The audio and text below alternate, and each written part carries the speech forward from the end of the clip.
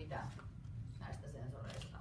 Toiveissa olisi, että ei mitään tällä hetkellä. Ja sitten siellä näkyy eri väreillä nuo askellajit, että mitä sen kone tulee menemään.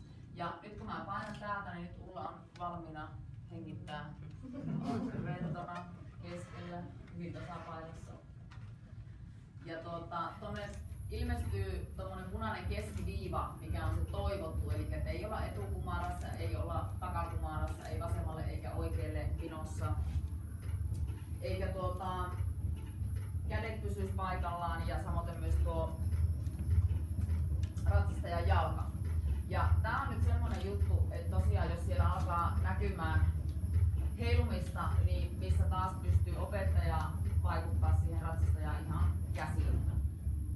Eli nythän tosiaan tää hevonen itse vaihtaa askellajista toiseen, meni ensin käyntiä, lähti ravaamaan, nyt se lähti vasenta laukkaa ja kohta se vaihtaa sitten lennosta laukan oikeaan laukkaan.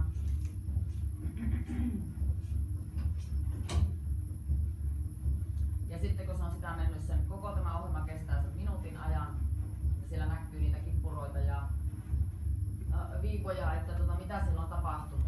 Ulla on reenannut tätä viime päivät aika hurjasti. Tässä on vielä sitten se näissä ohjelmissa, että tämän oman tämmöisen minuutin mittaisen session pystyy tulostamaan tuosta, saa paperiprinttinä matkaan. Jos ajatellaan, että me voidaan tehdä tämmöinen vaikka kerran viikossa, katsoa miten se etenee se opiskelija. Siitä saa itselle semmoisen muistolapun, voi itsekin seurata miten se oma asento on siellä elänyt sen oppimisen myötä.